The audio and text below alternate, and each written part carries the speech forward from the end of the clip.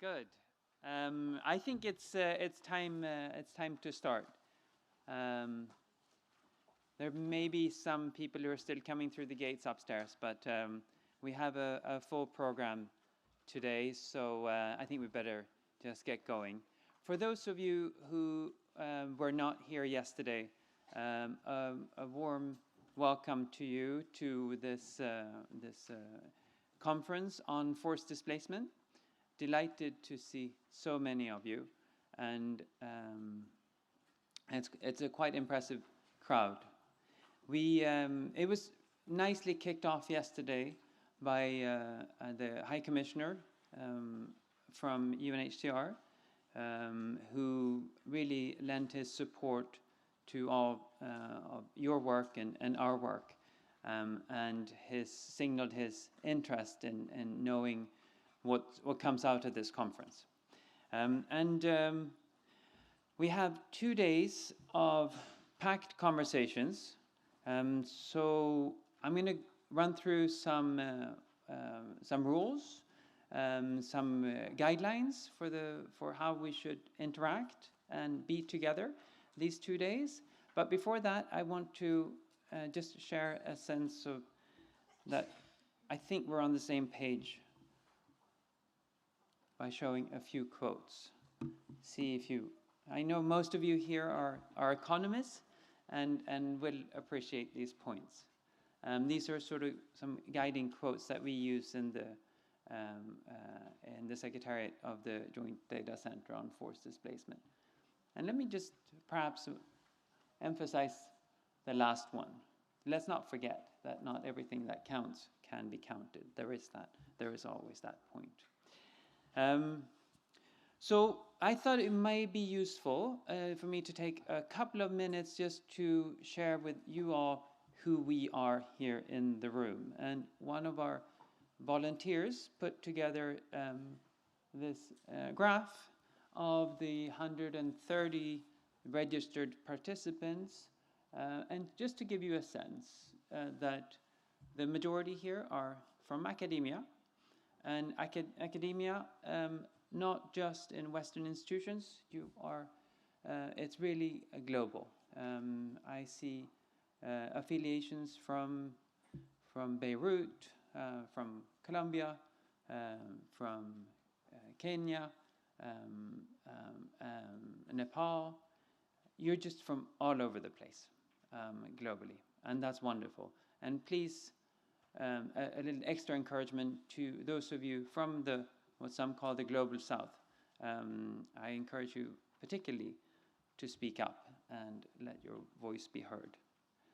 We have a number of people from international organizations, such as myself, and we are very much on the receiving end of these 2 days. We want to hear what your findings are, what your recommendations are.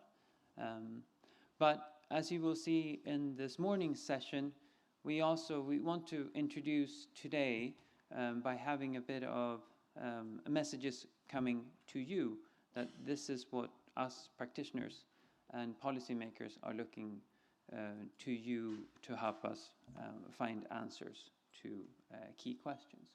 And then we have a number of member states representatives, governments represented here today, and we have a few representatives from civil society.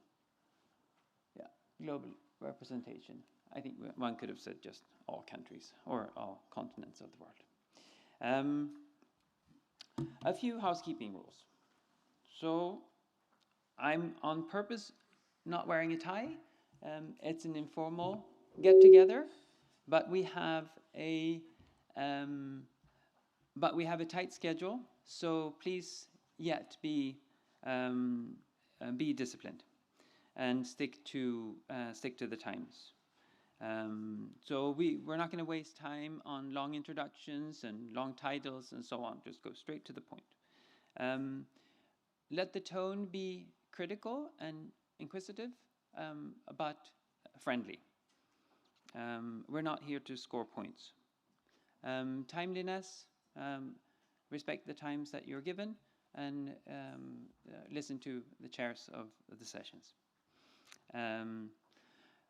A few practical points for those of you who are doing presentations. Please make yourself known to Sarul. You want to wave a hand? Right here. She collects all the presentations and she runs everything in the background. Critical person here. Also, please remember that all sessions are streamed live as well as recorded. So just so you know that.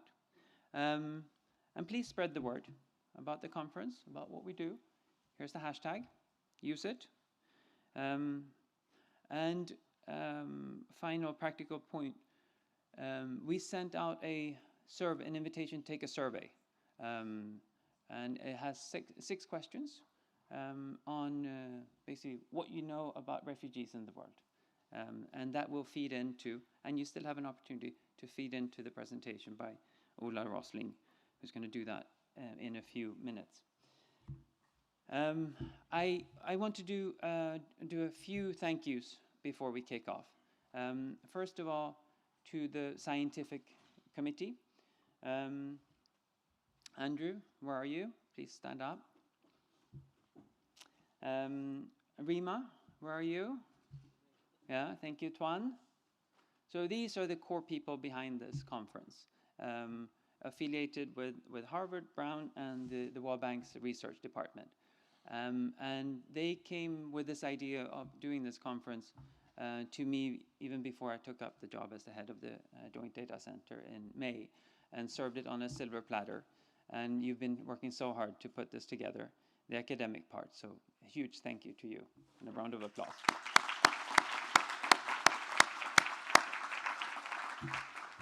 Second special thanks to Charlotte. Where are you? See. She is the person who's keeping you all on time and in the room and making everything work as clockwork. So a big thank you to her and to Agnes.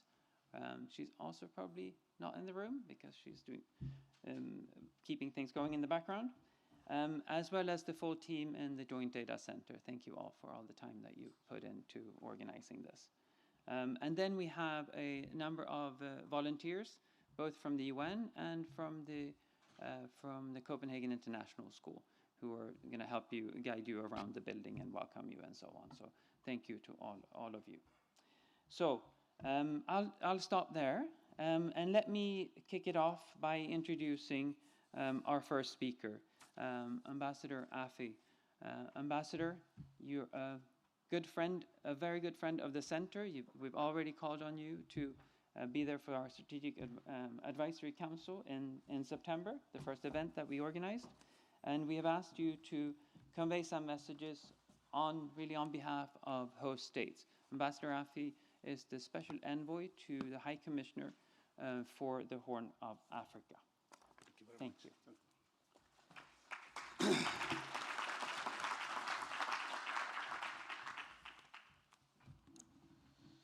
Thank you, Björn. And thank you for inviting me to this important conference. It's indeed an honor and a privilege for me to speak before these distinguished scholars, academicians, who have spent great part of their life and time studying, researching, acquiring knowledge. So I think sometimes it is very intimidating to speak before such a distinguished crowd. So you will excuse me for some of my ignorance in the event you see that some of the things I will say have some gaps.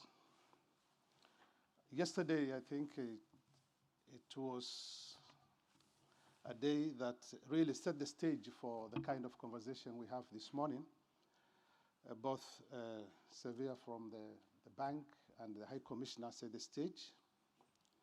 And of course, some of the presentations that were made, if I just add one quote to the many quotes you have displayed there, it's all about planning. So it says that if you fail to plan, you're planning to fail. So data, information, all the work that you are involved in eventually solidifies to a tool called planning, so that we plan for the effects of the data, the information given to us. Now, this conference is coming shortly after the Global Refugee Compact, after the Global Refugee Forum in December. And that was a very important gathering of states in Geneva just a month ago. And it was a recommitment by the countries that host refugees, by the partners of those countries, to the Global Compact. So, and that Global Compact, particularly the Global Conference, in our assessment, had two important components. One was the member states to seek for solidarity, for more support, for all the member states that continue to take the extra burden or responsibility. You know, we're talking about the figures yesterday, the High Commissioner spoke about over 70 million, or 70 million thereabout, of the global population is displaced. And they are displaced in countries, within states, and within governments. So the forum gave an opportunity for more partnership, for more the search for more support.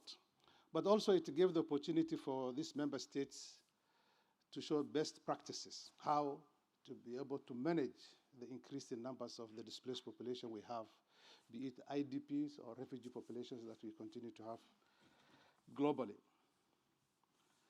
So this is why I think this center plays a very critical role. And I want to thank this joint effort, to really congratulate the joint effort of the bank and UNHCR to think about this particular center. And for Denmark, for the generosity of Denmark to host and to support this particular center, because it feeds to the conversation that we just established in Geneva a month ago. Now, it makes absolute sense for both the bank and UNHCR to partner in this effort. And you know, we have seen that this partnership results in concrete positive results in all the displacement situations that the partnership has manifested itself. So research, data, information, it's so important for states, because the first consumers of this information is the states that host the refugees or the IDP situation. They are the ones who require this. They require it for their own planning. They require it to the search for support. And in that case, therefore, they must have accurate information. And the data, as I know, particularly in the part of the world I come from, information and data is also sometimes very controversial. It can be a very controversial political tool. So how you release the data, how authentic it is, it's so important even for the stability of countries and nations, even in spite of the fact that it might be used for the management of the populations, but also even for the stability, because if it becomes a very controversial or that it becomes data information that cannot be authenticated, then it can also become a challenge to some of the situations we have. Yesterday, we were told by Xavier that the bank, we are talking about people. We are not talking about the data. We are talking about human beings. And it's true, because we want information about the populations. For instance, the age. For instance, the education qualification, the livelihood opportunities, access they have to infrastructure. And in the Horn of Africa, it is quite challenging to get this kind of information, because the refugees, we are now talking about nearly 4 million in the Horn. And if you include the IDP situation, we are talking about 25 million, 26 million. So it means in the Horn of Africa, we have quarter of the global displacement domiciled in the Horn of Africa. And the great majority of this population, particularly the refugees, if I speak about the refugee situation, are found at borderlines. They are found at because they leave their countries in the search for safety, and most of them are housed at the border towns, quite very far from urban centers. And in most cases, these places are very remote, very difficult to reach. Even for national governments, it's a challenge. So once this population is placed there, for you to get accurate information, a lot more work needs to be done. Because the Global Compact expects, as you all know, member states to include this population in their national plans. And the member states, as our commissioner yesterday reaffirmed that commitment. So there's a desire by the countries to include the refugees.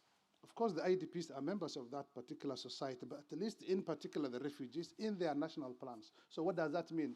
It means, therefore, the national plan or the national budgets will essentially have to reflect the presence of this extra population that are not nationals of that particular country. So the numbers are important for national budget planning. It's important for them to know what extra resources is required. And if they do not have in their budget, in most cases they don't, then the bank, the international community, and the partners of these countries then chip in. So it's important to know that, that the states, as the consumers of this particular information, always want to know accurate, verifiable, reliable data information regarding the presence of those who are not nationals of that particular country. Now, increasingly, we are dealing with protracted cases. Like the Somali situation, we're talking about Somali refugees in our region now, 27 years, and we continue to have them more present. So protracted cases mean that then the development actors come in, because we are talking about population that have got aspirations and are important for the inclusion of that particular population. Finally, I just want to speak about the host community.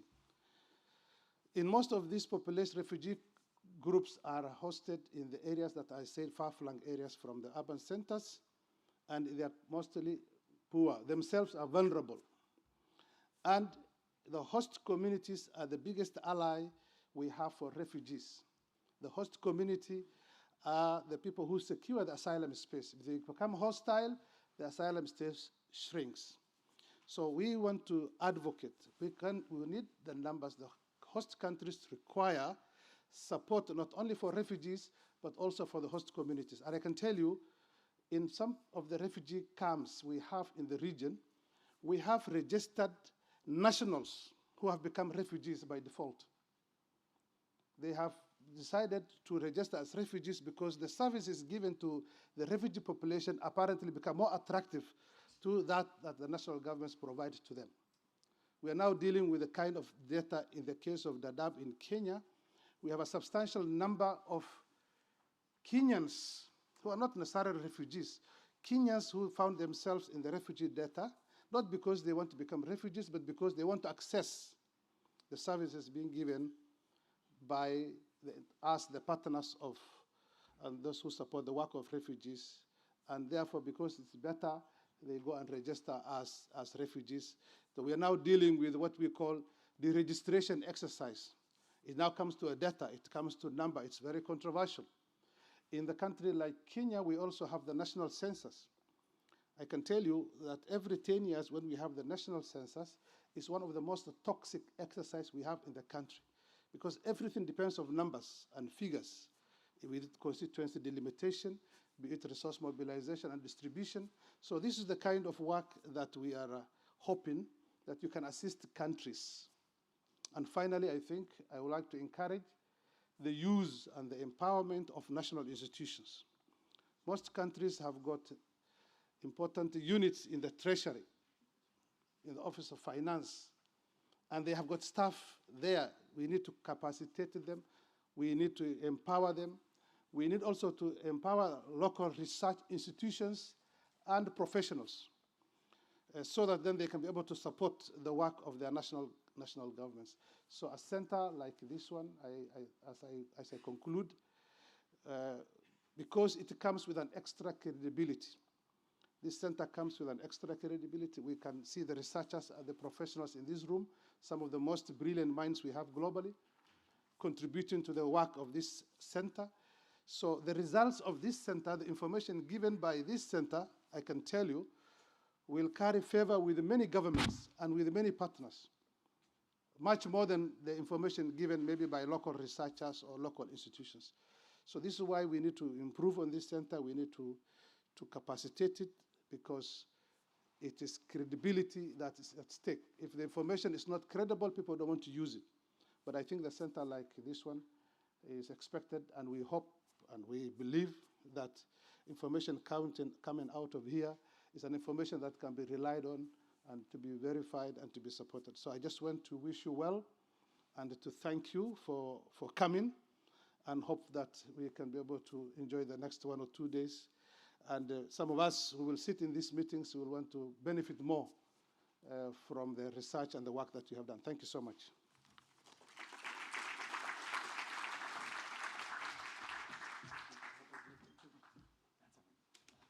Sorry, you politicians have No. So I often, when I sit in my study and have to write something, I find it very useful to have somebody in mind. So who am I writing for? Who's my target audience? And that's why we had asked, that's one of the reasons why we had asked Ambassador Affey, as a former member of parliament, as a former deputy minister. For many of us, for many of you, you can think of him when as you do your work. So I think we all want to we all work to influence policies and improve programming. That's why most of us are here. And how do you reach them? How do you find your voice to get through? And that's sort of my introduction to the next speaker, because here's a group of 3 who really found a way to get into the minds and the heads of some of the real global leaders, including President Obama, who quoted this book or put this book out and said this is one of the most influential books. I think it was in 2018. Factfulness. There are 10 reasons why we're wrong about the world and why things are being better than you think. I received Hans Rosling in 2001 when I was at the board of directors at the World Bank, and he spent 10 years pushing the bank to open up its data. He did that incredibly successfully. But it wasn't just Hans, but it was also Ola and Anna. And you're doing a fantastic job. And thank you so much for joining us today. I know you have some new questions to share with us, and you have some findings of the survey to share with us. Again, we're delighted to have you here and talk about factfulness. Thank you, Ola.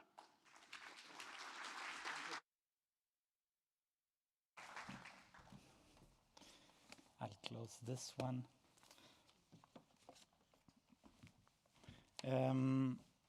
Let's see here. This is how we should. Yes, the HDMI is a little bit of technical issues here, but if you plug in the stuff, I can start talking.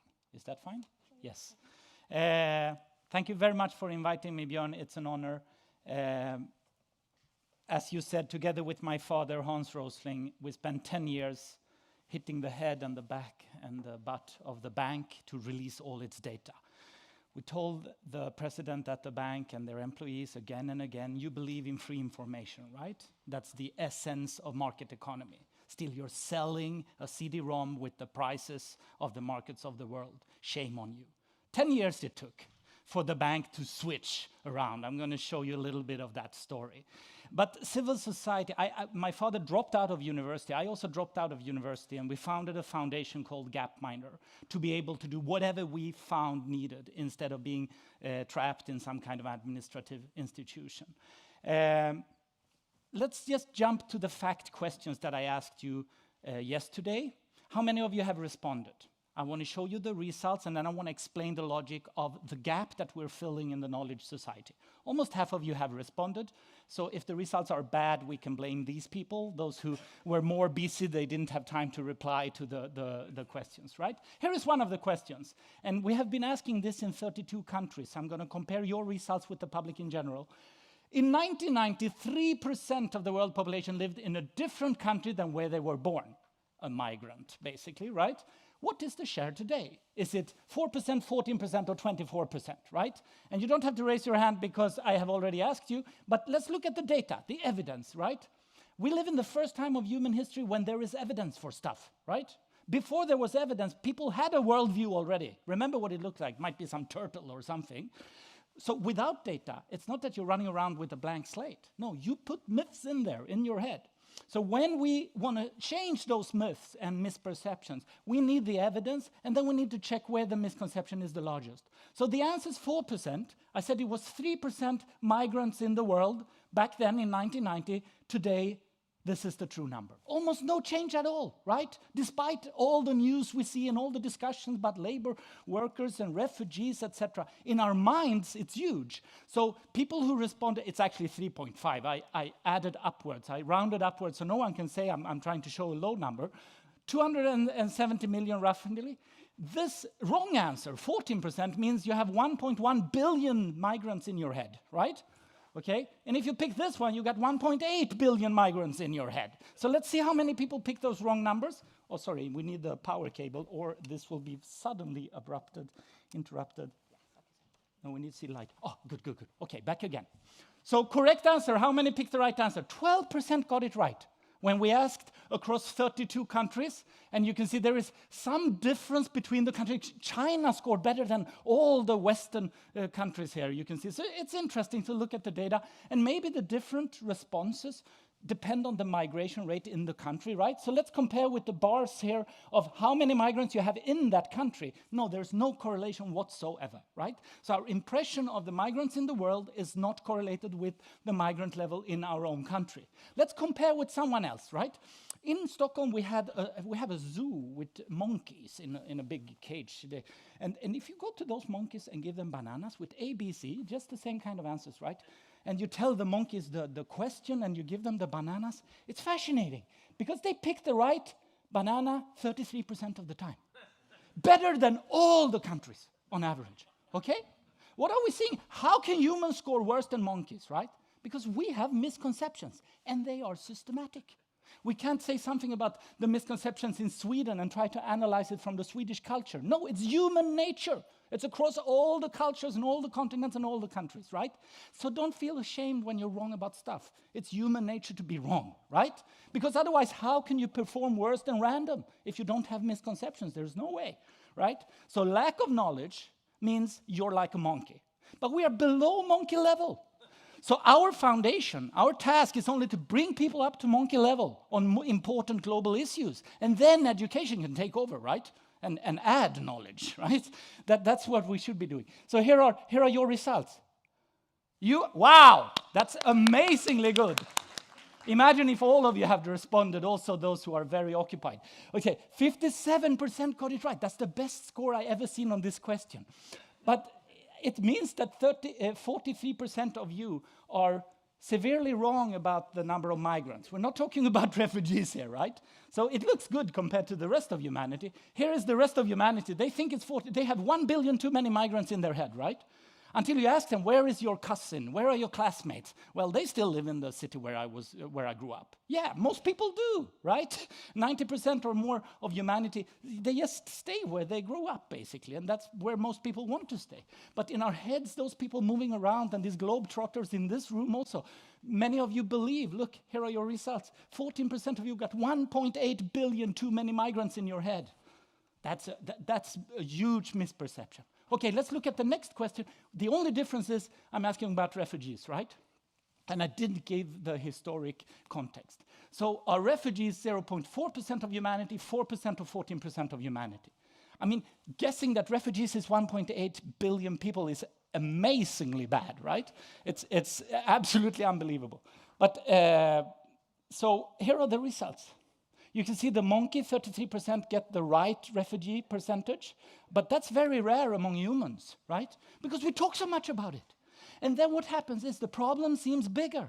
And if you have a big problem, it seems very difficult to solve. So maybe just back off and say we shouldn't even think about it because it's too difficult, right? That's why I think data is very important to convey to the public, not only to academics. But the numbers has to be correct, right? 59% of the people in the room got it right. But there are actually 4% of people in this room who slipped with the thumb. Of course, you knew the fact, but accidentally you picked the wrong answer. You are forgiven, right? You're human beings, okay? This is my father. Together with him, he was an academic professor, but he wanted to teach so much. He was teaching and teaching and teaching. He realized his students had a false worldview. He created this beautiful chart. He was a professor in Stockholm. And then he colored it as well. This is back in 1986 or something like this. 1995. Oh, yeah, 95. Then me and my wife, Anna, she's the brilliant one, we dropped out of university and started helping my father back in 1998 to create this little chart. I just want to show you. This is the background and how we communicate data. Let me show you a little fast example of human history. Here are all the countries in the world. This is money, GDP per capita, rich and poor. It's like a world map, right? All the countries. We got rich countries, poor countries, but most of them are in the middle, right? The big ones are India and China. You can see the colors over there. The pink ones are Asian. And here is health. So it's like money and health, like a world map, right? And up here it's empty. It's a white space. None of these very poor countries have a long life expectancy. And there is a white space here. None of the rich countries have a low life expectancy. There's a correlation. But at the same time, this is what Obama liked. I actually showed it when he came to Google, where I was heading the public data team. You can see on the same income level, Costa Rica performs 81 in life expectancy, while South Africa is down on 63. So you don't need a statistic education to actually use a map like this and start looking at the correlations and understand the picture, right? So now let's see what happened during the last 200 years of development for all countries. This is what I did as a second-year thesis in school before I dropped out of university. And my father got world famous for that. 200 years, I studied economic history, but then I said, I don't like writing papers, nobody will read them. And I dropped out and created animations instead. 200 years ago, there were no countries on the health levels where all the countries are today. Everybody lived shorter lives on average everywhere, right? We had to zoom out to see even where the countries were back then, right? There they are. They were down on 30 life expectancy. People didn't wash their hands. Mothers couldn't read. There was no vaccination. All these things, which are really cheap, have been invented after that. Let's see what happened to the world. And also, we were much, much poorer. I'm just going to run world history very, very fast, and then we clap our hands to humanity. First, not much happened. Look, there were a few colonial powers who were ahead of the others. They thought they were the rich. They are really poor in the context of the world today, right? And you can see I've adjusted for inflation and price differences. And you can see how the yellow, there was the First World War and the Spanish flu. Here comes the Second World War. Watch out, there's the Second World War, back in track again. And we're moving forward. And look at those rich countries, but don't miss China. Can you see what China is doing? Mao Zedong died, and they said, let's do some capitalist, Chinese version of capitalism. It really works well, right? Did you see that? I showed it to Obama when he came to Google. Yeah, let's clap our hand for humanity. And I told him one thing. If you should remember anything from my presentation, remember it moved, right? The world is in constant change. So what you learned when you went to university and got your CV line with this degree is not useful any longer, maybe. The migration rate was static, but many other things have been changing, right? We need to update our worldview like our smartphones are updating their operating system. But today we don't have that knowledge system in place. So people come out of school and then they don't update their worldview for 30, 40 years while they are working. It doesn't work any longer. The world is in constant change. So we are trying to invent solution for that problem. How can you keep your worldview up to date? So that's what the Gapminder Foundation is, to fight devastating misconceptions with a fact-based worldview that everyone can understand. It's a non-profit, independent of religion and politics, etc. We're not a think tank, we're a fact tank, right? It's just so exciting to compare people with monkeys. So we don't need an agenda or an ideology or anything like that. And we ended up selling that bubble chart to Google, just a quick reference, because Google thought, well, we actually thought, my wife thought, people can't come to the Gapminder website. We just need to spread this. So Google, everybody Google stuff. It's better to improve the search results on Google. Here it says life expectancy, Botswana. So today when you search for statistics, actually you find the things we did at the Google public data team. The problem was that the data was not free. The World Bank was selling these numbers, right, as I mentioned. So we went to the World Bank and said, shame on you, people need these numbers. They have a false worldview. You need to release the numbers, right? And they did. This is the day when Sulik announced the open data. I just need to take some pride of this, so I also get some hand clapping. 1 second. Here is the data, the YouTube video where he's showing how they're going to release the data. And look at the next picture. Wow. He's searching on our search box, and he shows exactly how data could be released immediately available. And since then, we've seen this enormous open data revolution. We released the tools under Creative Commons open license, and the World Bank decided to release all its data. It was revolutionary. I went to the UN just 2 weeks before and asked them, please, because I like the UN more than I like the World Bank, actually. I'm sorry. I think many people do, actually. But the World Bank were faster, and they had this ideology of free information. So they actually released the data while the UN wanted us to pay for it. And I refused, right? Because I don't think you should pay for data, because as soon as you create a business model, you're hooking people up in that business model, and then they will never release the data. So what Sulik did was he took from his core budget and gave to the data team. Instead of, because they lost revenue when they couldn't sell the CD-ROM, right? You have to think about these things as well. And after that, there's so much data freely available on the World Bank website. Let me just now go back to Gapminder and the refugee data, because why am I here in this room? Well, refugee data, there is data available from UNHCR, but I think it's too little, right? Because the misconceptions about refugees is enormous out there. You've seen how the debate goes, right? And there is a huge need from journalists to be able to put in better, high-quality data. Let me just show this little tool also. Free income data from the World Bank has been released thanks to this open data initiative. So in the POVCalNet, you can see here, this is a historic data which we glued together. It's the number of people on different income levels, dollars per day. This is extreme poverty below $2 per day, roughly, right? Back in year 1800, so we've taken the historic data. So in classrooms, we can show kids how humanity used to be down below extreme poverty, all the way up into you know the most important year in human history? This one. You know what happened? Well, the Vietnam War ended, and I was born, right?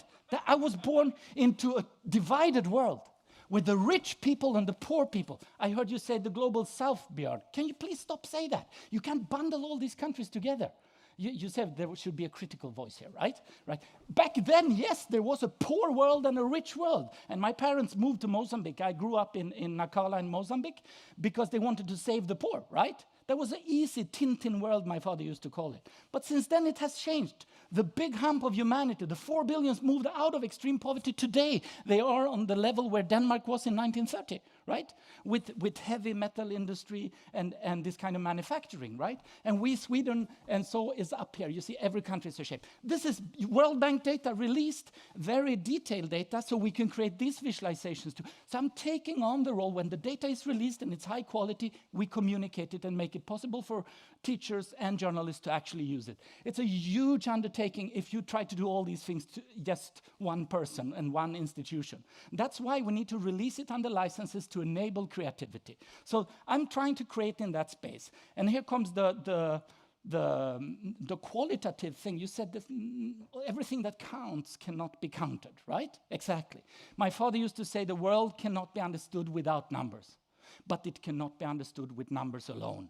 Right? We need other things. And my wife, as I mentioned, she's brilliant. She said, people hate statistics. We need to complement them with something that they actually like. So, and understand, what is reality behind? This is the same income. She invented Dollar Street. Imagine everybody in the world live on one street. It's an x-axis for income, right? But it's a street. And the number on your house is your monthly income. Right? So all your neighbors can see your income. That would be fascinating, right? And you can walk into your neighbor's house and they live in Ukraine or Philippines, right? What does it look like? What does life look like on different income levels? So she sent out photographers. Now we have 600 homes from many different parts of the world, and in each it's freely available. I just want to show what kind of innovation we can do on top of data. Let's take China, for example, right? So here are families in China where Swedish students can go into the family and see their reality, right? You can see the income there. So yes, it's kind of statistics, but it's actually the reality behind the numbers visited. All these families have signed a form of consent to understand that they want to release the photos of their life, right? You can go in, you can look at their bedrooms, their toilets, menstruation pads, and dishwashers, and whatever, right? So to be able to compare that, let's take shampoo, for example. All the shampoo in the world, what does it look like? Okay, this is something I doubt the World Bank would be doing, but we can do this. We can invent in this space, right? So similar things now about refugee misconceptions. We want to scale this method, right? Of testing people's knowledge, showing where they are most wrong, and then developing the education tools needed for the world. Instead of just another information campaign about climate change, you should test first, do people know things? And with refugees, what is it that people already are right about? Don't spend another text paragraph about it, because they will just drop out of reading, right? To be more targeted, we can test first, and then we know our information material is useful. Which country hosts the largest share of refugees in relation to its own population? Is it Lebanon, Sweden, or Germany? Here are the results. Look at the Germans. The Germans answered, this is a Google survey. Look at Google survey. You can do polls online and get results in 3 days if you want to try what people think. It's amazing. It's a new tool since 1 year back. Just search Google surveys. They've put up the survey question instead of an ad, right? So if you want to read this article, it's called a survey wall. It's really innovative. And that's what we've been using. So it's not super representative, only small samples. Anyway, in Germany, the top line, they were, fewer thought it was Germany that hosted most refugees. That's amazing. But the other countries, they thought Germany was really handling most of the refugees there compared to their population. Then Sweden got some credit, and this is the correct answer, where people didn't realize what Lebanon is actually doing, right? In this room, 93% of you got it right. Okay, so I don't have to educate you about this, but the public are wrong about it, right? So you cannot use your friends and colleagues as a guideline for what you need to tell the public. But we can test it. It's pretty easy today with these kind of tools. Here is the data that we gathered about the refugee percentages in all the countries. Again, on the x-axis, we got GDP per capita, rich and poor. The y-axis is share refugees of total population, right? So here we go with Lebanon, Jordan, and the Palestinian refugees are also included here. So Jordan, Lebanon in 2018. When we move backwards, you can see how this is fascinating to see that there's not two kinds of countries, right? Back in 1990, majority, the size is also the number of refugees in the total, right? Sorry, it's too fast here. We slow down. We need to go slower for the human brain to follow, right? Let's see. So in the 1990s, we see how the same countries keep having huge amount of refugees down here. I mean, I won't go into all the details, but then there are the few up here with high level of refugees. If we move forward, this detailed data should be readily accessible and easy to use for people who want to debate refugee programs, right?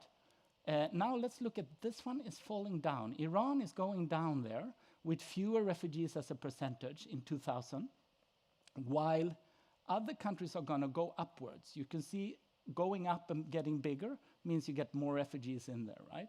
I'm just pulling this slowly, slowly, slowly. There are thousands of data points. Here comes Turkey, right? You can see this enormous increase in 2014, going from being very small to huge, right, in a very short time period. But that has happened before in other parts of the world. So this was just to show the same kind of data in our tool. Which region hosts the largest number of refugees today? Africa, Asia, or European Union? Okay, that's total Africa, right? And people in Europe, you can see UK, Germany, they really feel, half of them, that Europe is having most refugees. It's amazing, right? In this group here today, you were very right. But 1/3 of you actually picked Asia, which is, of course, ill-defined geographically.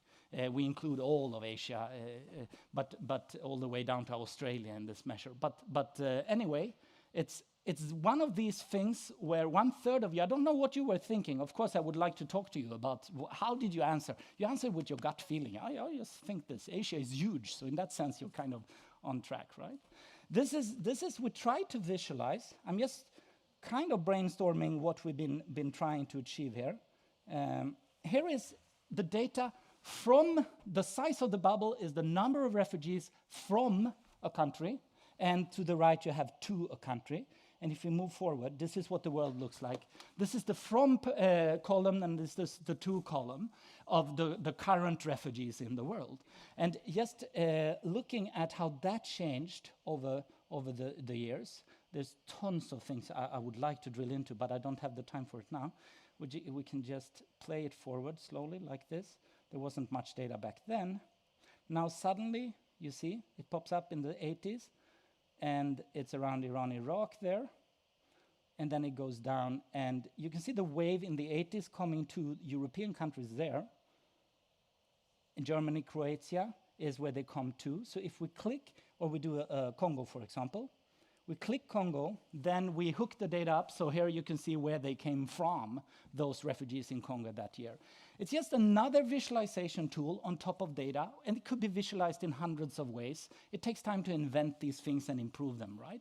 That's the enabling that innovation is really what I would like to see. That's what's in it for me. Then I can shine and get all the fame from all the data that you compile, right? That's the deal here. But then I will remember to say the source, so they go to your website. But don't count your success on the number of visitors on that link. Instead, search for your name in public media, etc., and how often people talk about your stuff. Because liberating data means you are not going to attract all the audience to your website. That's a key insight from working at Google, and public agencies didn't want to release their database. We call it the database hugging disorder, DBHD. They sit with the database, and it's the only way to monopolize that. It's the only way to attract users to their website, they think. But when you count the analytics, I was working with the analytics team for 3 years at Google. You count the analytics on these public agencies' websites. They have nothing. They have no users. But they have the good data. And that's because of this logic of monopolizing. It's very, very tragic. Worldwide, what share of refugees have been in exile for more than 4 years? Now we're coming to those final questions where you scored pretty bad, okay? Correct answer, 78%, according to World Bank summary now. It's tricky to do these calculations, of course, but almost nobody imagined this. It's only 1 in 5 imagine that when they hear the word refugee, it means a long time period. They don't realize, right? So when discussing it, they think it's like, we can deal with this for 2 years. It's just a temporary thing. People have absolutely wrong perception of that, right? And even in this room, half of you went for the half of the refugees, right? So you're missing 25 of the refugees who are staying abroad longer, right? Just a way of scanning what people are wrong about. I'm glad that you were so informed. It's often embarrassing when this kind of eminent audience is wrong about their own topic, but it happens a lot. I had all the health ministers of Europe in the other room 6 months ago. It was very embarrassing about the public health status in Europe. We assume we know the stuff we're working with, right? Here's the last question. How many refugees' children attend primary school? Here you scored worse than monkeys. I'm so glad, because then I have a purpose in life, right? To show where you need to. UNHCR and other agencies are succeeding with a majority of children, putting them in school. This should be communicated. Something works well, right? Really, really well. But people have no idea. Instead, all the communications about we need more money to educate refugees ends up being a misconception of we can't solve the problem. Doesn't matter how much money we give, it's still the same problem. So this is important for activists to change their mindset and start talking about success like you do in business. We're succeeding, give more investment, we're doing something right. Okay. Even inside here, and UNHCR group I met in Geneva in December, scored worse than random on this question, because there is the feeling that there's such a lack of schooling, which is true, right? It's big, 40% is quite a lot, right? So finalizing, this is from UNHCR report, that number 61% actually. Okay, so we compiled 9 questions together with Alex Bett and IKEA Foundation only in December. This is just a recent pilot experiment of doing this kind of test. From 9 questions, you can score 0 to 9, 15% of people in these countries I was showing managed to pick the wrong banana 9 times in a row. That's amazing. 0 correct answers. A chimpanzee cannot do that, right? It requires systematic misconceptions. So 15% of people are absolutely wrong about all these things, right? And here comes the others, right? A monkey would score 3 out of 9 on ABC questions, right? So here are the people who scored better than monkeys in this huge sample. 1.9 on average in humans, and 13% were better than random. 13% of people out there are better than random when we ask them these refugees questions. Of course, there are other refugees questions where they are kind of correct. But in this way, we isolate 9 things which needs to be communicated, right? And this should guide your communication departments and the public media and the teachers. This is what we need to teach about, because there's so much data. We can't just talk about all of it, right? That's what a methodology that we've been inventing. It's not academic research. I have never published a paper in my life, and I probably never will, okay? But I've been quoted like hundreds of times and cited. So it's because we're trying to invent in the time where suddenly there is data. We try to invent the tools that are missing, because a fact-based worldview will be needed to do the things right and to get the away from this over-dramatic picture which is created by the media, like an illusion of a dramatic world, right? We're watching these things. These are all true pictures. It's not because of fake news that people are wrong. No. It's because the distortion, the selectiveness of journalism, which is per definition what journalists should do. They should pick the stories that are interesting, right? But it pollutes our mind with very distorted pictures which are not faked, which ends up being a very strange world which we cannot understand. From everything that happens, only the dramatic hit our brain. That's what the book is about. That's what Obama thought was so useful. To fix it, we develop a certificate of knowledge. And I think there should be a refugee and migration test where most people are wrong, and one for climate and one for green energy. So if you're sitting in a government or in a news agency, you should score better than monkeys on the things you're reporting and talking about. That's a new knowledge culture, which we still don't have, and I want to invent it. So I really hope when we have the refugee test, everybody at this center and all your friends should be the first to learn all the facts where we're agreeing, not the facts where we're disagreeing, of course, but those facts where we are in agreement, where most people are wrong. We will develop the certificate for these testing and visualizations to explain it. And we can test all the lawyers in Stockholm and the school teachers in Stockholm. This is the kind of thing where with misconception fixing service we're setting up for free. And then we can charge the corporate sector for making it part of corporate education and give it free away to education in public schools, etc. Thank you very much for inviting me.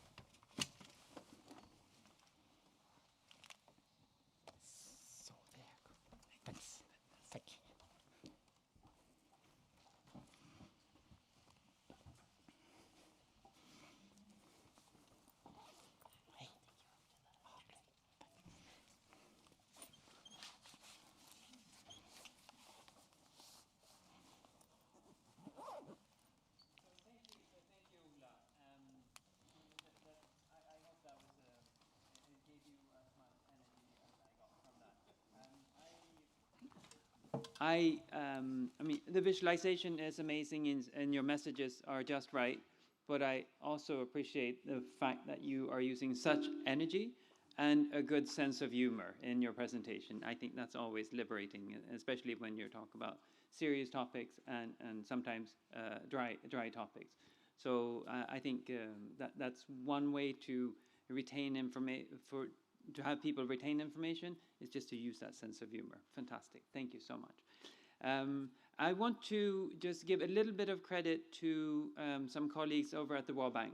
You said that they would probably not ever do a Dollar Street kind of exercise. We did hear yesterday a presentation by two colleagues, Utz and Hans, from the bank, who talked about data collection in South Sudan. And they have done, I'm not sure if it was they financed it or how the dynamics was, but there were these testimonials of, I think, Voices of South Sudan, the Global Pulse of South Sudan, is that right? I don't know if Hans or Utz are here. But that use precisely this, to personalize, to give individuals voice to describe a fact. So there is movement also on the bank side. I'm wrong about many things. Very good. I have to go to Stockholm now to my 3 kids, so I'm running home. Thank you very much. Yeah, thank you. A round of applause as he leaves the room. All right, we're going to bring our own Christian Anampour back on the stage. Caroline Sargent will run the next session, which is a session with some practitioners from international organizations, from member states, and from civil society. Caroline, the stage is yours.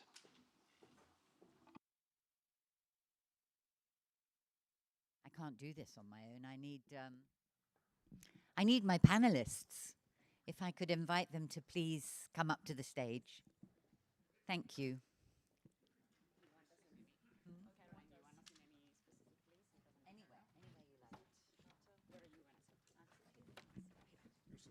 Yeah.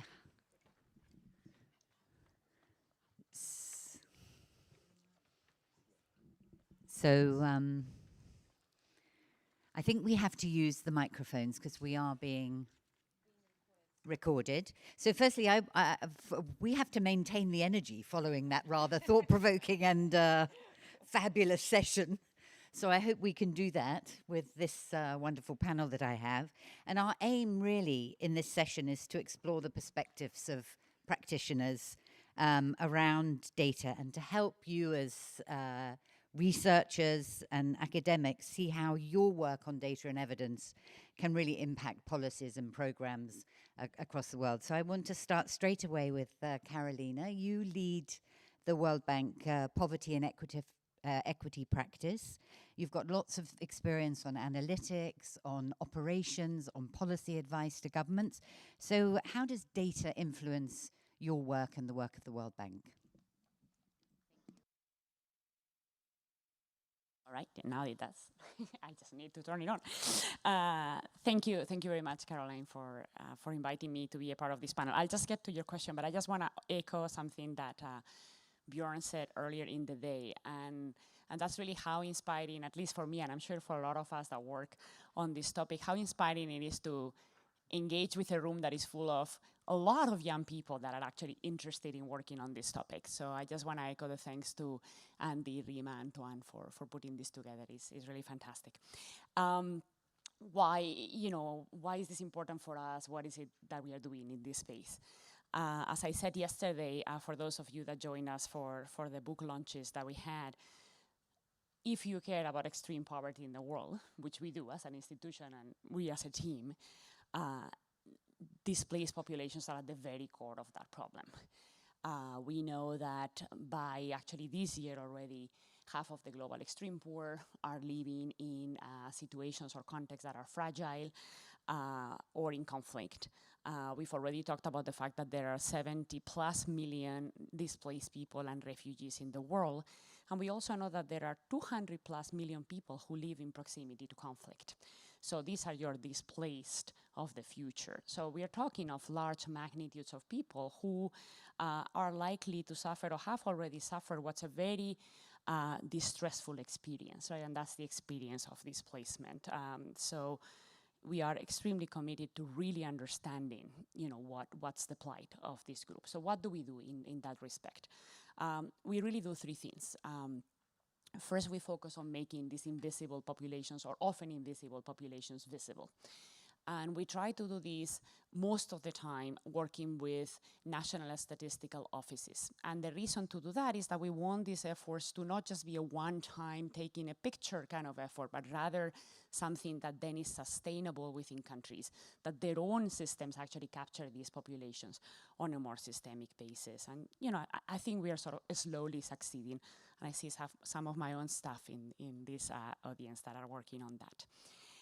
Then we take that data and data that others produce, like UNHCR and others, and really try to understand a little bit better what's at the core of these issues. So we look at the migration triggers and decisions. We look at the migration experience.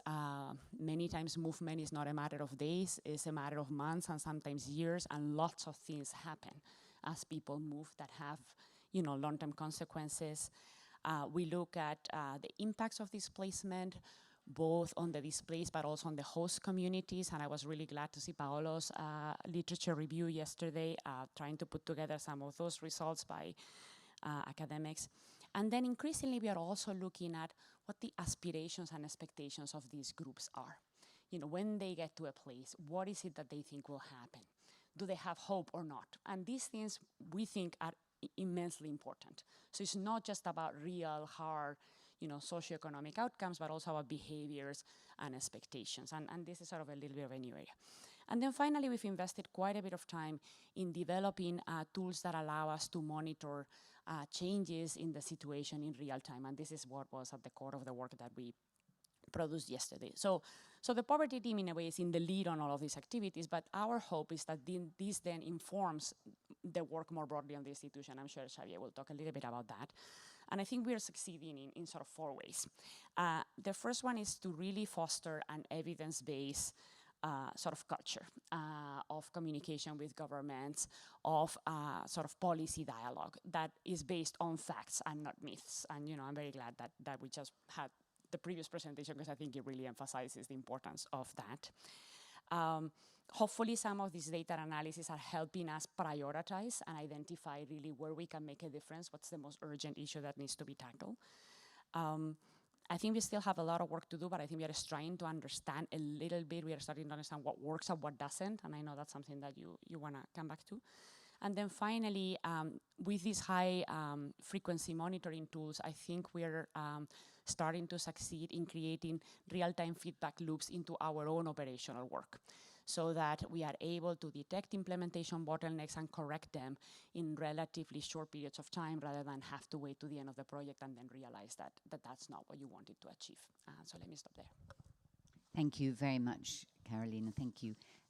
Thomas, you're the chief advisor of the Ministry of Foreign Affairs in Denmark. We're instrumental in the establishment of the Joint Data Center. Carolina's talked a little bit about some of the background of the work that is being done and why it's important in the bank. But you're investing in the JDC, presumably because you recognize the need for more and better data. Perhaps you could tell us a little bit. Well, thank you, Caroline.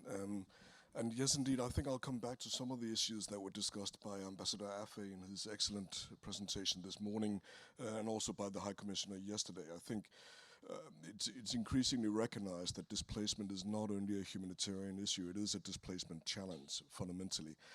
And that means that if host governments and donors, the international community at large, are to respond effectively, we need to understand the costs and impacts of displacement much better. But data is important not only for being able to design better programs. A lot of people focus on that. I think we need to recognize the power of better data in shifting policies towards displaced people. Displacement is an incredibly politically sensitive agenda, but good data provides a possible neutral framework for discussions about protection and basic rights. So it may be able to change protection policies. And I'll give you an example of that, reaching back to 2010 actually. Denmark has been funding projects in support of refugees and host communities in Dadaab in northwestern Kenya since 2005. Ambassador Affey was mentioning that several times, that area. That area has been hosting about 150,000 refugees from Somalia since 1992, rising to about 400,000 in 2010. Most were unable to move elsewhere, as the Kenyan government had enforced an encampment policy. They basically demanded the refugees stay in the camps in these marginal areas. So they were stuck in one of the poorest places in Kenya. In the early years of our engagement, we came to realize that there was absolutely no knowledge about the actual socioeconomic and environmental impact of all these refugees with regard to host communities. These issues had simply never been researched, and development programs in the area, for instance through the World Bank, actually ignored the presence of refugees. They were not part of that equation. So in 2010, we started discussing that issue with the Kenyan government's refugee commissioner, and together with Norway, we decided to jointly undertake a fast-track research project. The idea was simple. We set out to identify the negative impacts of the refugee presence, but also to find out whether there were actually any positive side effects for the host community and for the refugees themselves.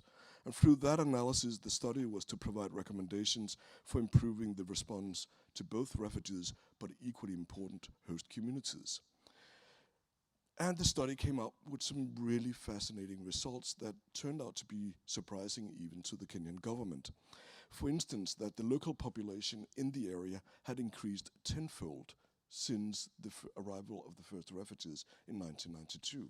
So in other words, 10 times as many host populations were living there about 15 years later. Clearly something was attracting people to move there from the other parts of northern Kenya. Something interesting. There were opportunities linked to the refugee presence. One of those opportunities was the fact that the camps held about 5,000 businesses at the time. Local small businesses, but actually together constituting one of the largest commercial centers in East Africa. No one had realized that that was the case. They had an annual turnover exceeding 25 million US dollars, or at least that was the estimate. And there was lots of trade with locals, and clearly that's why people came.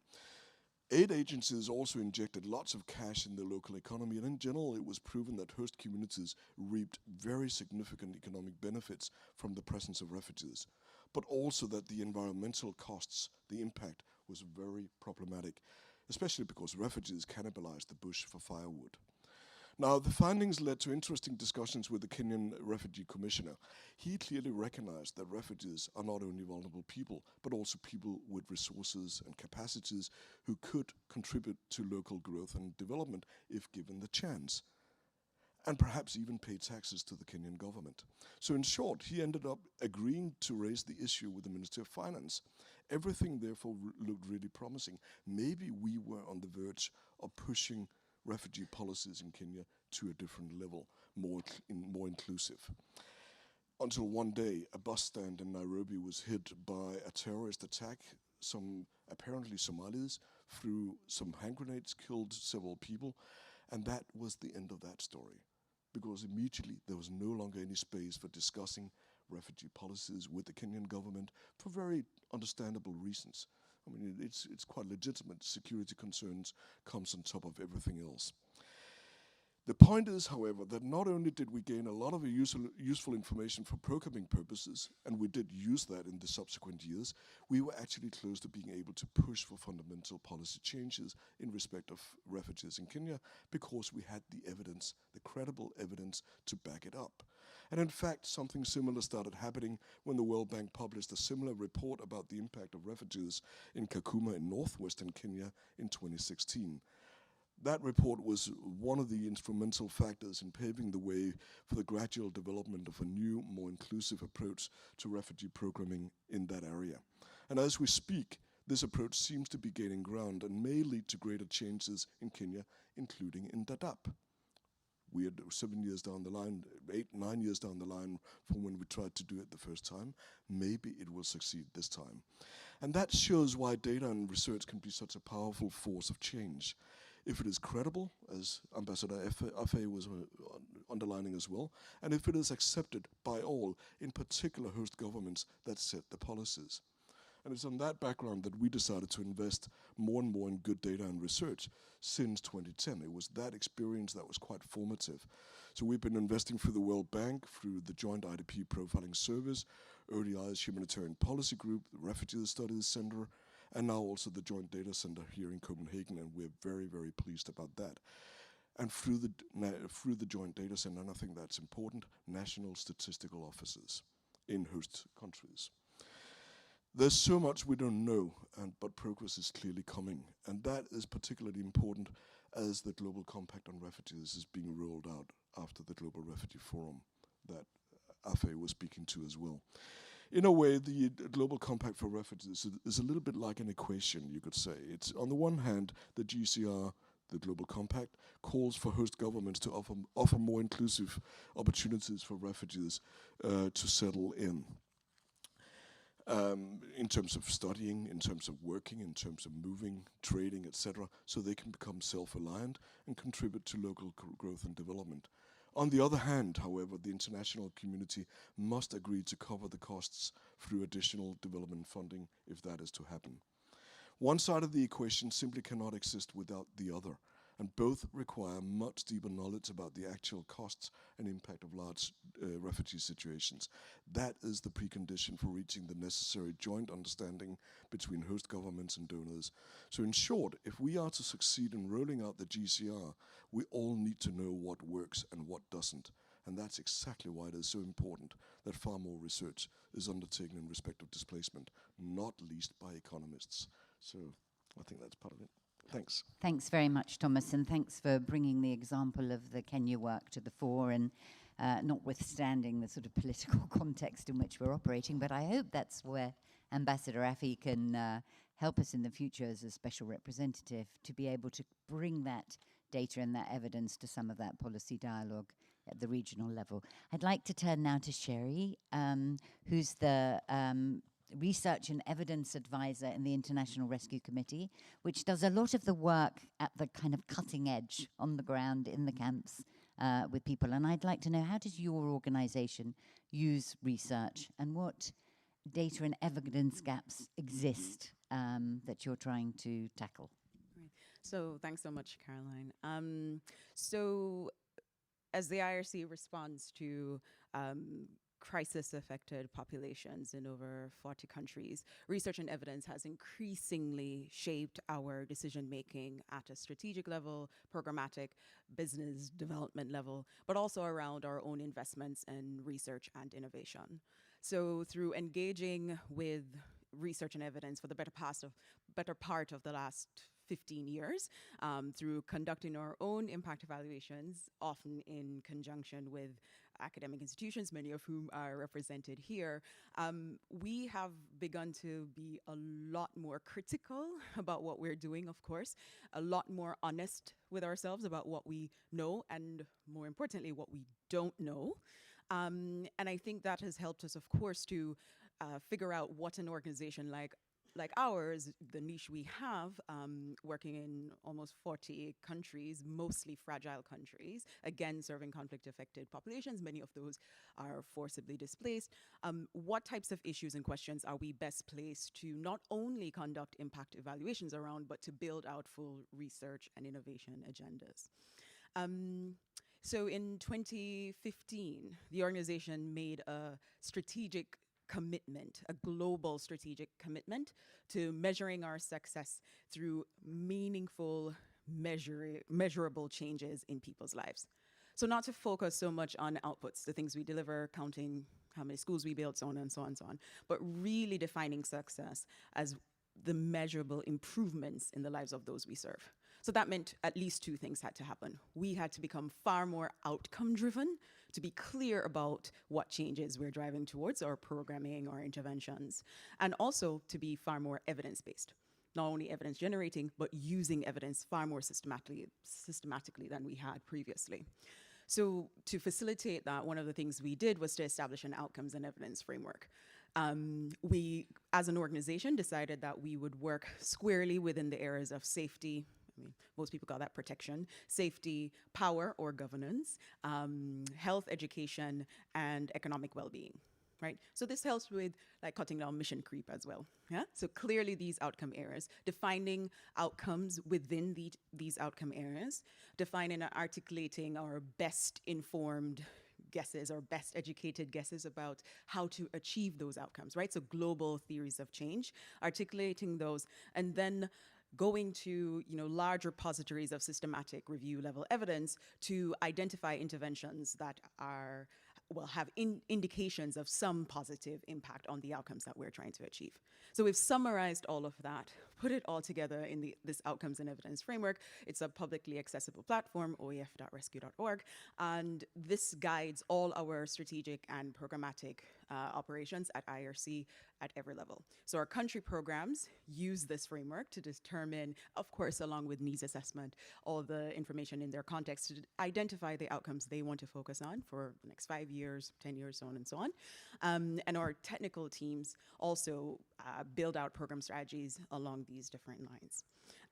We have established an evidence-based decision-making process where we are reviewing every 2 years, that's the hope anyway, the most popular interventions implemented at IRC, right? So we don't want to just do things because we've always done them and we like them, or others like them and there's money for it, but we want to really push ourselves to answer the question, is this the best thing that we can be doing to achieve a given outcome for a given population in a given context, right? And so what that means is assessing our intervention against the best available evidence, cost data, and bringing together implementation expertise, technical expertise to really ask these tough questions. And when something is the best thing that we could do compared to plausible alternatives, then we figure out how best can we implement it, what could be improved, what could be changed, so on and so on. And when it's not the best thing that we could be doing, then we have an imperative to switch out, or of course to stop doing that.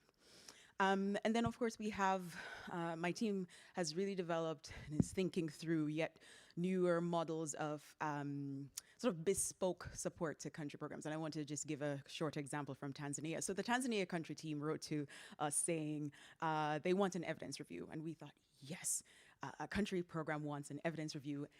And they asked us themselves. We did not go to them, right? It's already a win.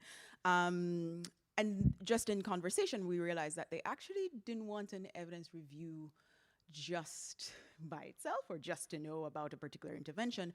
What they had realized was that they were in the scenario where the government of Tanzania had recently withdrawn from the comprehensive refugee response framework, where the government of Tanzania and Burundi had developed an agreement around repatriation of Burundian refugees, right, from Tanzania to Burundi.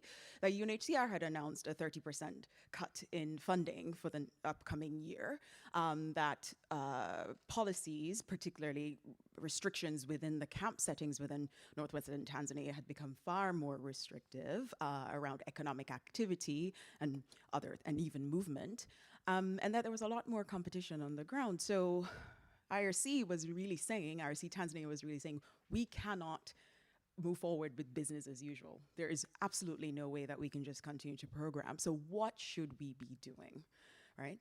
And so this was an excellent opportunity to think through what is our framework for decision making, right? And how does evidence, research, including research about what clients are thinking and experiencing, right? So clients meaning the people we serve in the refugee camps, but also those in the host communities in the larger Kigoma region.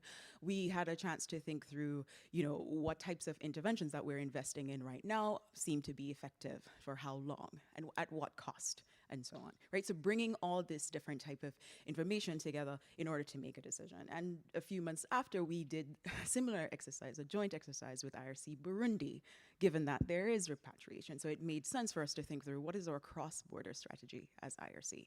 And this is where a lot of the research that has been done here has definitely influenced our decision-making. I can speak to gaps later.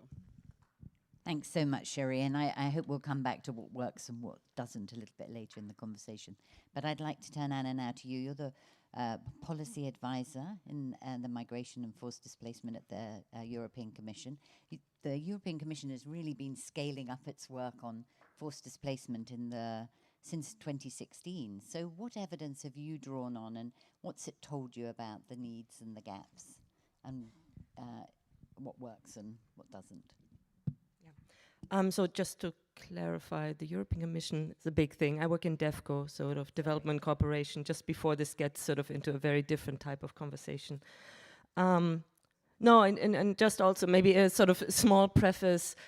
I'm super happy to be here.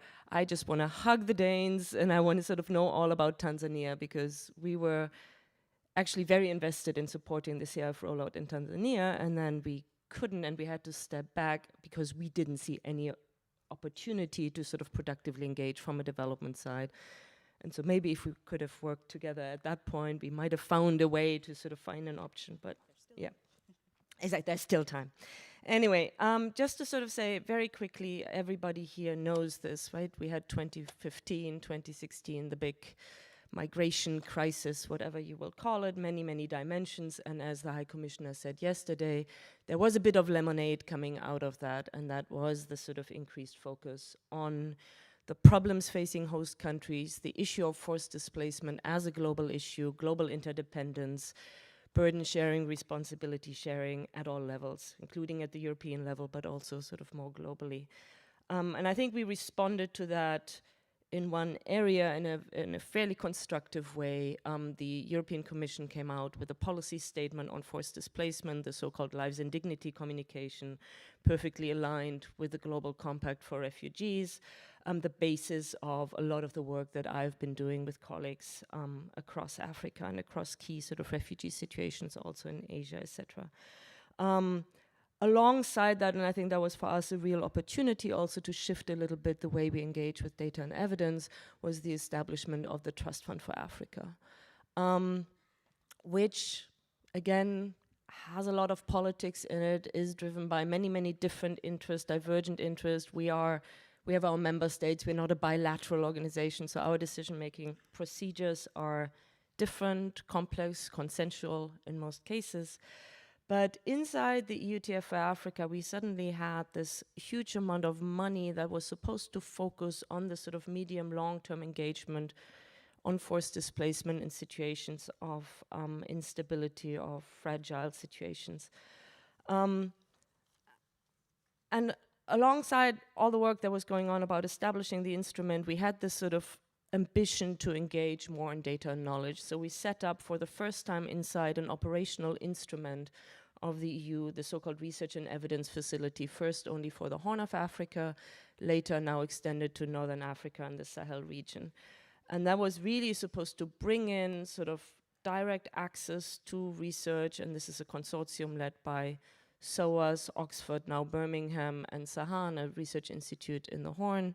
A lot of networks across Africa with academics to think clearly about what are the key sort of migration and displacement related challenges. One of the first things they did was a big state-of-the-art report that we presented to the member states, and on the basis of that we made some decisions about follow-up research.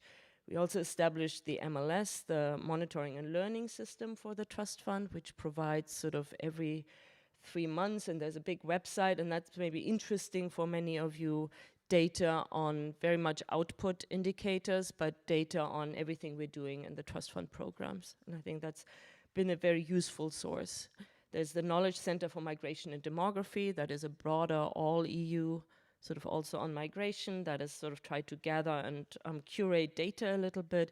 And now I think we're very proud, this is sort of like the big crown, and this is the engagement, our engagement with the data center, which I think for us hits sort of a number of things, which is really about a different type of data, you know, the microdata, the sort of the core information, I guess, the data points. And I just wanted to say, for me, I come from a sort of social science background, right? So I've already understood that data, you know, we can use that word, it might mean different things. For us, it's basically facts that can influence our decision making. Very broad definition on that. So that's the JDC, which is about strategic partnerships, and it is about the provision of further knowledge. And trying to bring that all together is a sort of different challenge.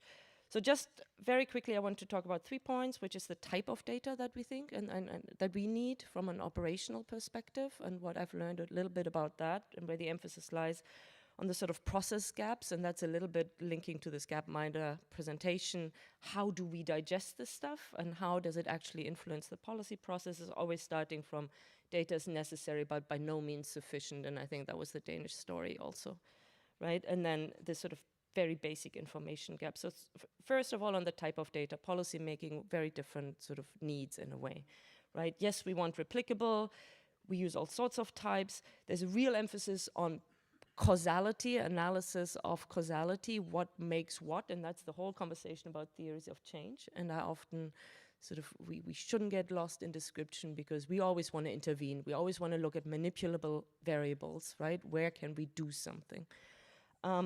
And very much this issue of timeliness, and ultimately an issue of contextual analysis, because our operations, they're always in situ. So there's a lot about global messaging that is very interesting, and it's important to structure opportunities for action. But when it comes down to it, we need to understand the context. And I think Xavier has written a little bit about other habits. We have these now on migration and forced displacement. We have a lot of these sort of big headlines. There's radical differences in context on these issues, whether it's sort of camp-based or not camp-based, all of that. And also definitions have changed over time very much. If we don't understand that, we can't be operational. very real.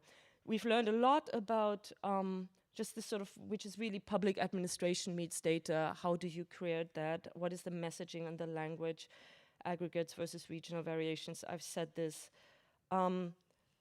Initially we thought we just mainstream knowledge into our processes.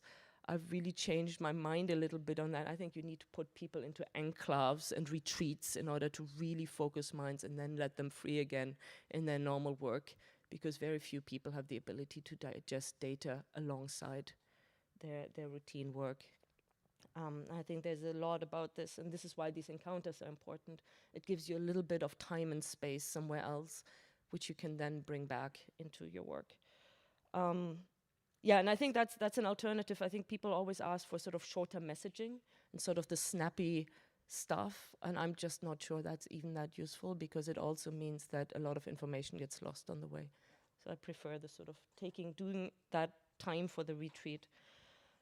Information gaps, I think we talked about this yesterday, and I thought it was super interesting. We have a real issue about testing status as a shortcut for needs or for actual socioeconomic situations of people, whether that's IDP, whether that's refugees, and in full understanding that refugees, there's a whole set of legal issues attached to that, which is why that is a different category. But as development actors, as sort of humanitarian actors, we shouldn't get lazy on that. And I think the socioeconomic data bit is really important on that, right? If these categories don't emerge as development categories for us from the data, we should think very, very hard on how we engage with that. The issue on causality, I think we are far away from really understanding that, and a lot of that is about weighing sort of the impact of causal processes. We all know, yes, you know, for some, there are winners and losers. That's always sort of this like little thing, but we don't know the importance of the losses, the importance of the wins, and sort of to be more systematic about that. I was really interested in the conversation yesterday, and I think it links to one of our issues. On this migration issue, because it's political, there's been this explosion of data, right? Everybody, and there's a lot of counting people. And I think, again, from a development perspective, there's a real need to think about proxies for measurement before we get too intrusive in sort of very complicated situations for people. And I think the High Commissioner mentioned that also a little bit yesterday. In these kind of contexts, not all individual level information might be needed, and where we can find shortcuts. It's also about having good enough information. It's not always about being super precise.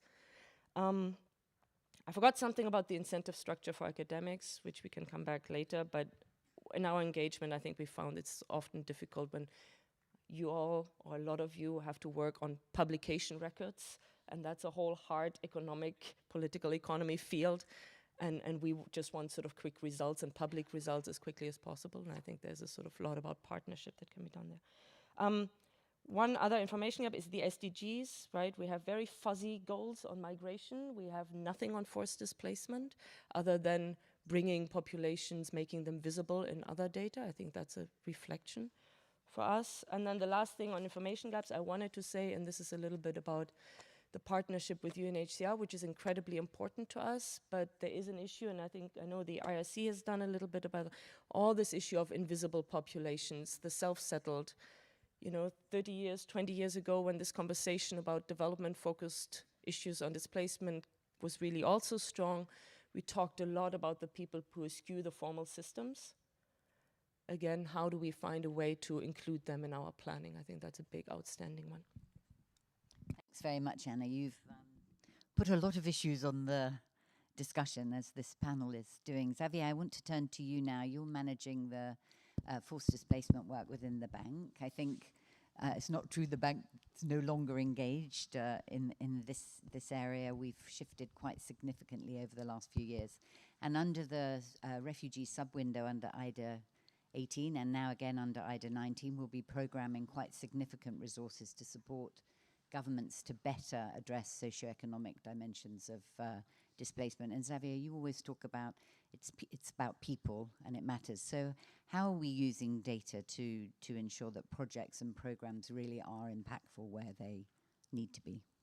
And perhaps you could pick up on some of these other points. No, thank you so much, Caroline. And indeed, there's very little to add to what has already been said. But what I'd like to do is to start with a question. and I'm not as discreet as Ola, so I'm actually going to ask you to take a stand. I'm going to ask for a show of hands. I'm going to ask you to take a public position, or at least an informed guess, in front of your colleagues. My question is, how many refugees were in Norway at the end of 2013? I'm going to give you 3 numbers, and you will have to pick one and show and raise your hand. The first number is 18,000. The second number is 46,000. The third number is 132,000. Norway, 2013. So who thinks 18,000? Who thinks 46,000? Who thinks 132,000? So what I'd like to do is to really congratulate those who picked 18,000, because this is the right answer. This is what you find in the Eurostat data. I would also like to congratulate those who picked 46,000, because this is the right answer. This is what you find in the UNHCR data. And I would like to congratulate those who picked 132,000, because this is also the right answer. This is what you find in Norwegian Statistical Office data. In a country like Norway, stable, solid capacity, you have a 1 to 6 interval. That means that when we say there are 70 million forcibly displaced people, what we are really saying is there's somewhere between 12 million and 420 million forcibly displaced people today in the world, which sounds about right. Not terribly useful, though. This is coming from a report that basically Norway and UNHCR produced shortly after realizing these discrepancies, and which has obviously led to a lot of work, and frankly, which has led to the establishment of the Joint Data Center. But I just wanted to flag this, to really call on the academic and the data community to challenge some of the conventional wisdom, to challenge some of the conventional numbers, to challenge some of the very convenient truths.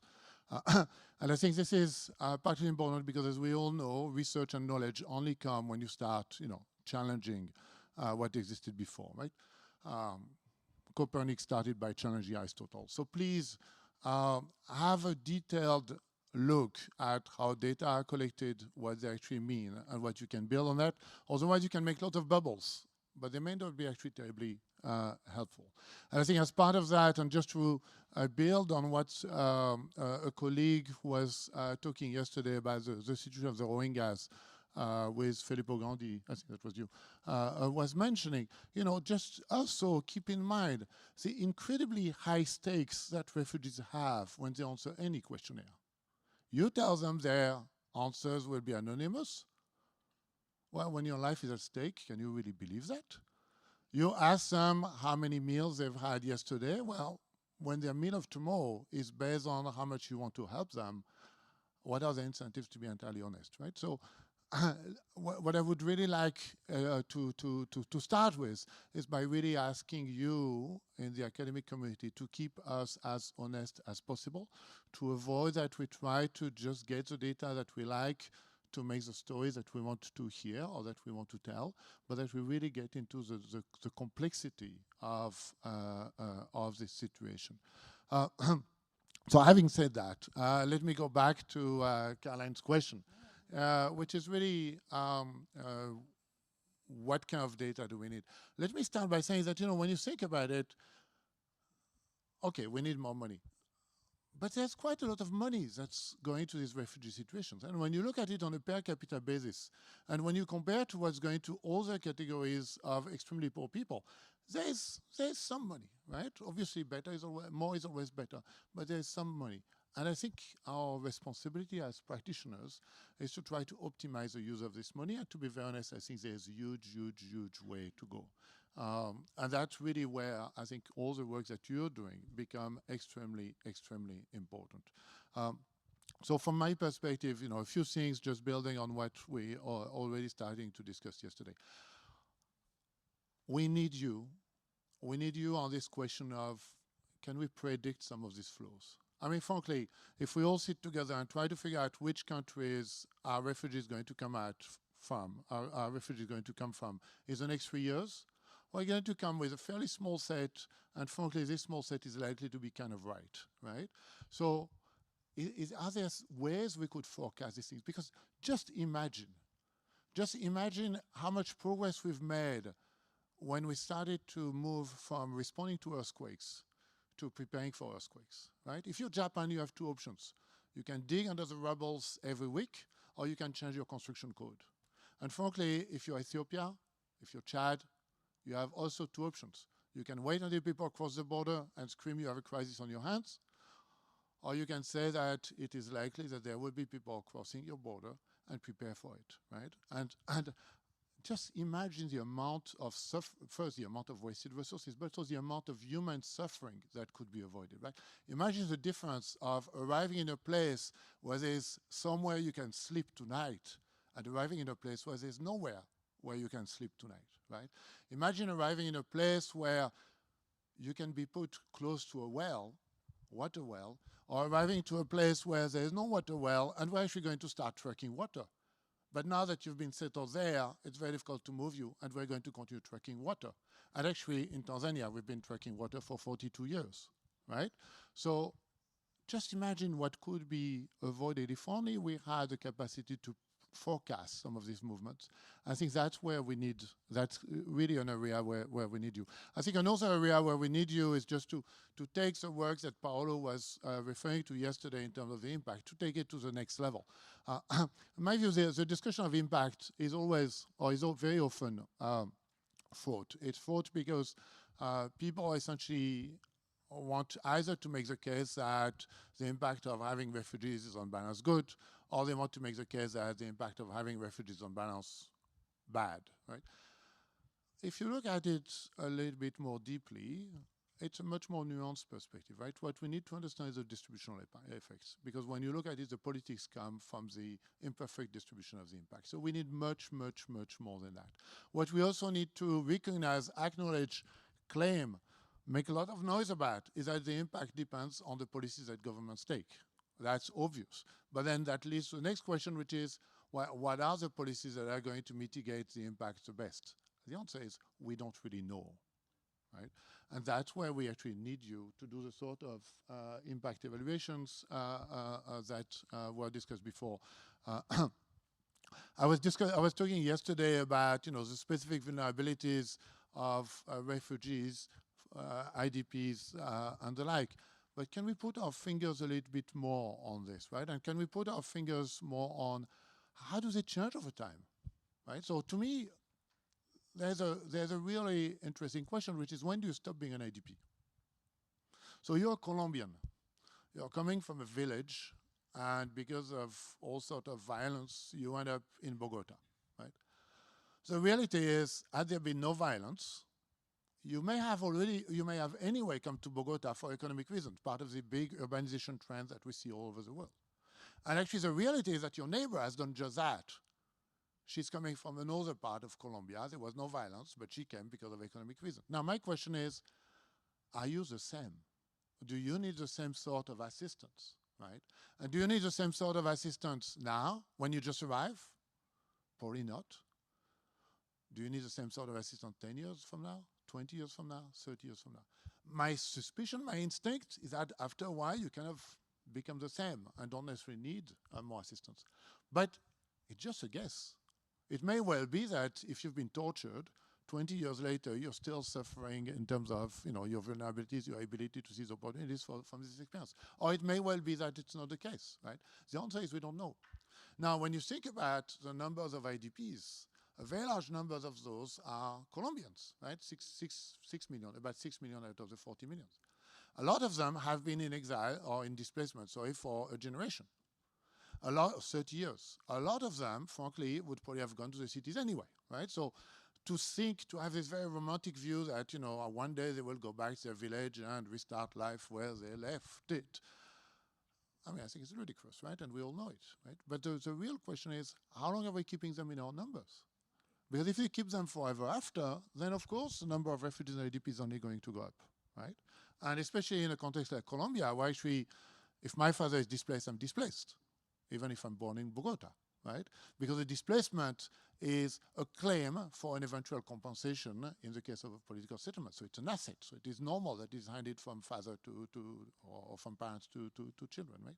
But when we think about the sort of numbers and graphs and bubbles and so on, these sort of definitions obviously have a huge impact. So what do we know in terms of what makes these people different from other people who live in the same part of the town, and how this changes over time? That's an area where we know very, very little. And then finally, I think there's a huge question about what happens at the end. Because once again, there's this very romantic view that people leave, and then they go back, and then life starts. You know, they find their field, and the house of their grandfather, and you know, everything is wonderful ever again, right? But we all know that this is not true. We all know that people adopt split family strategy. Part of the family stays, part of the family goes back. You send two men to kind of claim the assets, resell them, but then everybody move to the city. You move to another part of the country, you become an internally displaced, and then you move somewhere else and so on. I think we need some of these longitudinal life histories. We need some of a sense of not only the picture today, but really what's happening over time to these people, and what are the strategies that they put in place to kind of recover from this experience. Because unless we have that, it's going to be very, very difficult to help them navigate these strategies a little bit more effectively. So maybe I should stop there, but I just wanted to make a plea for three things. Three things that I think we are determinedly going to try to push at the bank. The first one is the one that I think we, and especially Ola, was talking very eloquently about, which is the need for open data. Now, we all know that there are issues of privacy. We all know that there are issues of protection. We all know that this needs to be handled very, very responsibly. At the same time, we all know that your and my health data are right now being used by scientists, epidemiologists, and the like, right? So there are ways to anonymize data on which we all want privacy. There are ways to make this data available to researchers in a very responsible manner. And I think we should collectively try to push this agenda, once again, without forgetting the need for responsibility. I think the second part is the part that I think Anna was talking about, which is the need to make these people part of the SDGs. Right? So the Sustainable Development Goals are based on leave no one behind. Now, I haven't heard leave no one behind but the refugees. I've heard leave no one behind, right? And we all know that as soon as these people are included in the numbers, then the whole machinery of what gets measured, gets done, will start to kick in, right? So I think that's also something that is terribly important. The third one, and maybe it's a bit of a challenge for this community, is we need to make sure that the research is not taking place only in the US, the UK, Denmark, and all these places where the weather tends to be bad and the universities tend to be wealthy. We need to engage with local researchers. We need to engage with national researchers in the host countries, and this for at least two reasons. First, because they will probably have insights and instincts that will inform the research, that will inform the research questions, the way we think about these things in a manner that's going to be terribly enriching. Second, because these are the people who can actually influence the policymakers in these countries, right? And so the more this knowledge is owned, is shared, the more impact it will have. And so I just would like to stop here and apologize for having taken so much time, but also for having forced you to take a public stand in front of your colleagues. Thank you. Thanks very much, Xavier. No, I think those were great suggestions and questions. Now, Björn is very concerned about the time, but and so he wants us to go to a break. He thinks we all need a break, but I think it would be only fair to just quickly go back to our panelists and just to see if they have just one really quick final summary comment they'd like to give to you as a community, and there will be an opportunity for you to ask the panelists questions during the break. So Carolina, if I could, just like a super quick takeaway. I just want to echo where Xavier ended. Well, I want to echo the two things he said. One, how we can work together, and I think in a way I would only add one more wish to your list of issues that I think need some more looking into. and that's the question of the long-term impacts of displacement. I think we heard a lot yesterday from Paolo about the short-term impacts and how some of those go away, but we know that in the area of human capital, and particularly for children that are affected by displacement early in their lives, some of these impacts can be very long-lasting, even when they stop, you know, being IDPs or refugees, and it's an area where, so I would add that to that list, but, you know, to endorse that. And and just say that we very much look forward to the collaboration. So just echoing what Xavier said in terms of our openness to make this really a working relationship. Thank you, Carolina. Thomas? Well, I'll echo more or less the same. I think to what Xavier was closing up on, the need to interact with researchers in host countries, I would add national statistical offices. Incredibly important, because that is it's through that we gain the political credibility that is required to gain, to push for policy change, where that may turn out to be right and needed. So, thanks. Thank you. Sheree? Completely echoing every comment that was made here, particularly around the absence of refugees from the SDGs. So how can you help us with that? We'd love for more of your work to be area focused. So geography focused. I see a lot of work on refugees or returnees or stayees, but we want to know about broader groups, right? So if it's a national survey in Burundi, we want to know that you consider the displacement histories of particular people, right? At the micro level, please pay attention to the articulation of the interventions that you're actually measuring and cost as well. And yeah, I think I'll leave it there. Thank you. Anna? Just one thing on the wish list of things, now that we're all talking to the sort of researchers, which is, since this is mostly economists, I mean, one of the things that we have done with this sort of whole development-focused approach, there's this enormous emphasis on market-based approaches, etc. And I think we are really missing the introduction of a lot of this study about how markets function in sort of conflict environments, right? We are using sort of traditional tools in sort of situations that we know are very, very different. I think that's something quite important where the academy can help. Xavier, one final. Just wanted to wish everybody a very, very good break, but also a very, very good conference. Thank you so much. Thank you all. And please catch the panelists during the break if you have any questions. Thank you.